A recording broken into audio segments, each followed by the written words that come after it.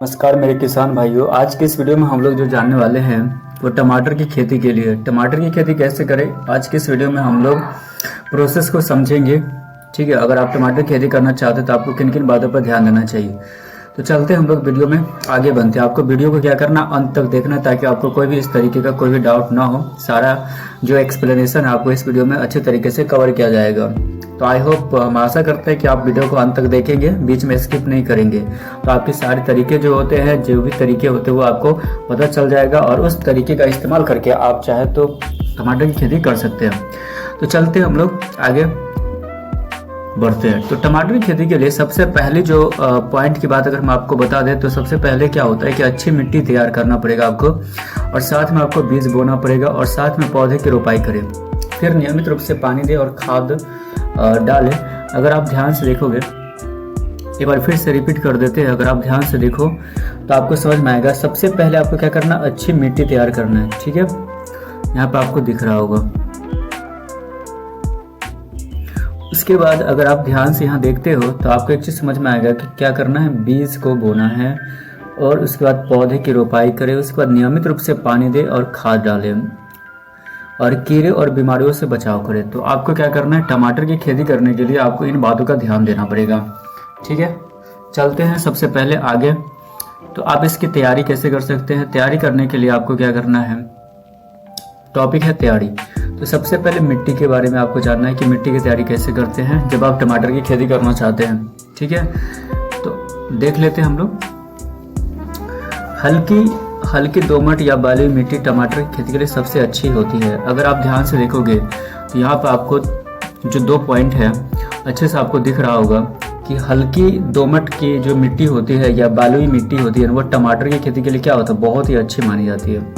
तो अगर आप टमाटर की खेती करना चाहते हैं तो आप जितने भी हैं वो आपको क्या करना पड़ेगा, आपको कुछ ऐसी मिट्टी के बारे में जानकारी चाहिए आपको, ताकि उसमें आप टमाटर को अच्छे तरीके से खेती कर सकते हैं। तो टमाटर की खेती के लिए आपको किस तरह की मिट्टी में करना है, चाहे हल्की दोमट मिट्टी हो चाहे वो बालुई मिट्टी हो, इस तरह की मिट्टी आपको ढूंढना है। तो इसी तरह की जो मिट्टी होती है वो टमाटर खेती के लिए ज़्यादा फायदेमंद होता है। अब इसमें हम लोग एक चीज़ और देख लेते हैं, जिसमें क्या दिया हुआ है यहाँ पे कि जिसमें पीएच मान कितना होना चाहिए। पीएच मान का मतलब ये हो गया है कि उसमें पानी की मात्रा अच्छी खासी होनी चाहिए, जो 6.0 से लेकर के 7.0 के बीच होना चाहिए, यानी 6 से 7 के बीच में इसका पीएच मान होना चाहिए। ठीक है, उसकी मिट्टी की, चाहे वो दोमट मिट्टी हो चाहे वो बालुई मिट्टी हो। क्लियर। तो आपको इसका पीएच मान भी चेक करना पड़ेगा। तो जिसका पीएच मान कितना होना चाहिए, 6 से 7 के बीच होना चाहिए। क्लियर। तो ये था बात, जब आप टमाटर की खेती करते हैं तो ये मिट्टी के बारे में जो जानकारी थी ये सबसे इंपॉर्टेंट चीज़ होता है। सबसे पहले आपको इसके बारे में अच्छे से नॉलेज होना चाहिए। ठीक है, तो एक बार फिर से रिपीट कर देते हैं, हल्की दोमट या बालुई मिट्टी टमाटर की खेती के लिए ज़्यादा बेटर होता है। अब अगले पॉइंट में हम लोग देख लेते हैं कि खेत की तैयारी हम कैसे कर सकते हैं। तो सबसे पहला जो पॉइंट आता है, अगर आप ध्यान से देखोगे तो आपको क्लियर हो जाएगा यहाँ पे कि खेत की जो तैयारी है उसके लिए आपको क्या करना है, खेत को अच्छी तरह से जोत कर भुरभुरा बना ले, है ना। अक्सर आपने देखा होगा कि जो भी खेती किया जाता है तो जितने भी किसान हैं आप लोगों को पहले से भी ये चीज़ें पता होंगी, और जिनको नहीं पता है उनको ये सारी चीज़ें अच्छे तरीके से समझना बहुत ही ज़रूरी है। क्योंकि आप जिस चीज़ की खेती करने जा रहे हो तो उसके खेती करने के लिए आपको क्या करना पड़ेगा, खेत की जो तैयारी है वो अच्छे से आनी चाहिए। तो खेत को जो है ना अच्छी तरह से जोत लेना है आपको और भुरभुरा बना लेना है उसकी मिट्टी को। ठीक है, ताकि वो अच्छे तरीके से क्या सके, वो समतल हो सके। सबसे पहले आपको भूमि को क्या करना है, समतल कर लेना है। ठीक है, ये है खेत की तैयारी के लिए सबसे जो सेकेंड पॉइंट नंबर पे जो पॉइंट था। अगर अब हम बात कर लेते हैं, थर्ड पॉइंट पे आता है खाद की बात। ठीक है, ये जितना इंपॉर्टेंट हमने अभी पढ़ा है, जिस तरह से अगर आप ध्यान से देखोगे तो जिस तरह से अगर मिट्टी इंपॉर्टेंट है, जिस तरह से खेत की तैयारी, उसी तरह से नंबर 3 पे है खाद। तो उसी तरह से खाद भी बहुत ही ज़्यादा इंपॉर्टेंट होता है जब आप टमाटर की खेती करते हैं, क्योंकि ये बहुत ज़रूरी होता है उर्वरक शक्ति के लिए, है ना। तो हम लोग देख लेते हैं आखिर इस में किन चीज़ों के बारे में कल्पना की गई है। तो सबसे पहले अगर हम देखें तो कहता है कि खेत में गोबर की खाद या अन्य जैविक खाद आप डाल सकते हैं, आपके ऊपर डिपेंड करता है। अगर आप खाद में चाहो तो आप गांव घरों में क्या होता है कि गोबर की खाद को ज़्यादा इस्तेमाल किया जाता है, साथ में या आप अन्य जैविक खाद को भी डाल सकते हैं। ठीक है, इससे आपके जो टमाटर की जो खेती होगी ना, उसकी जो उर्वरा शक्ति होगी, जो मिट्टी होता है उसमें या तो वो क्या होगा कि उर्वरा शक्ति को बढ़ाएगा, और ताकि आपका जो टमाटर वो अच्छे तरीके से क्या कर सकेगा, ग्रो कर सकेगा, और उसकी उपज जो है ना और अच्छे ज़्यादा मात्रा में होगी। तो इससे आपको भी बहुत ज़्यादा फायदा होगा। तो इन बातों को आपको ध्यान रखते हुए आपको खेती करना। नंबर अगर हम आगे देख लेते हैं, बुआई या रोपाई वही एक ही बात होता है। तो अगर हम बुआई और रोपाई की बात कर लेते हैं, ठीक है, तो बुआई और रोपाई में क्या होता है, तो सबसे पहला पॉइंट आता है बीज की। तो बीज आपको क्या करना है, बीज के बारे में आप थोड़ा सा समझ लेते हैं। अगर आप ध्यान से देखोगे तो कहता है टमाटर के बीज को नर्सरी में बोया जा सकता है या सीधे खेत में भी बोया जा सकता है। ये डिपेंड करता है आपके पास अगर टमाटर की कोई बीज है ना, आप टमाटर की फसल यानी खेती करना चाहते हो और आपके पास बीज है टमाटर की, तो आप टमाटर के बीज को नर्सरी में बोया जा सकता है, या सीधे आप चाहो तो उसे डायरेक्ट खेत में भी बो सकते हो।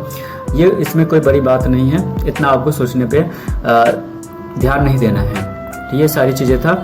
अगर अब हम आगे पॉइंट की बात कर लेते हैं, पौधा रोपण की बात कर लेते हैं। तो पौधे रोपण में क्या होता है, इसमें क्या होता है कि पौधे जो रोपण के लिए पौधे को कम से कम 50 से 60 सेंटीमीटर की, आप 50 से 60 सेंटीमीटर की दूरी पर लगाएं।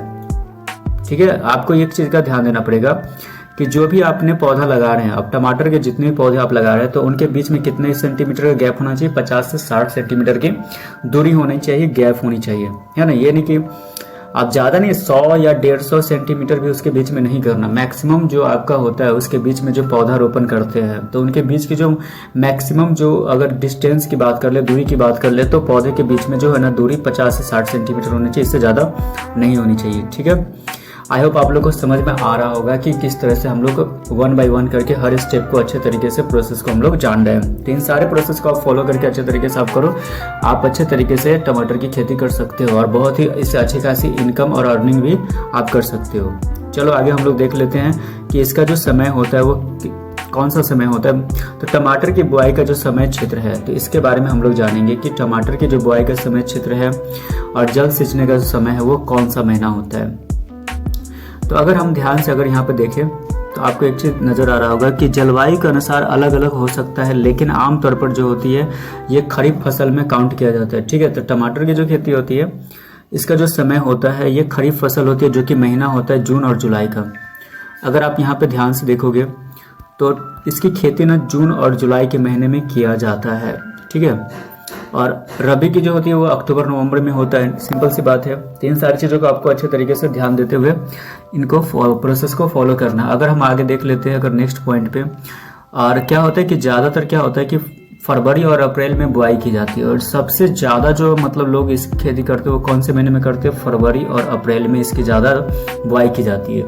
ठीक है, तो ये सारी चीज़ें थी। इन चीज़ों को फॉलो करते हुए प्रोसेस को आप इसकी जो खेती है ना अच्छे तरीके से कर सकते हो। ठीक है, तो एक बार फिर से मैं आपको रिपीट कर देता हूँ ताकि आपके दिमाग में ये चीज़ अच्छे तरीके से बैठ जाए। तो सबसे जो इसकी अगर खेती करने का जो महीना होता है वो खरीफ फसल में, खरीफ के हिसाब से ये जून जुलाई में होता है।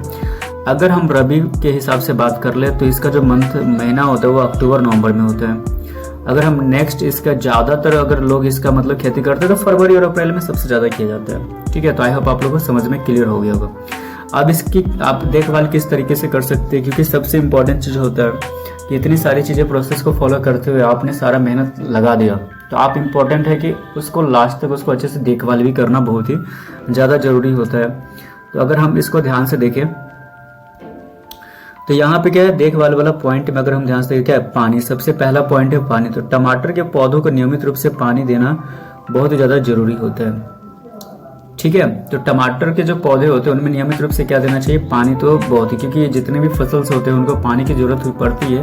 बिना पानी के कोई फसल वैसे भी कोई पौधा ग्रो नहीं करता है। चलते सेकेंड पॉइंट में हम लोग देख लेते हैं।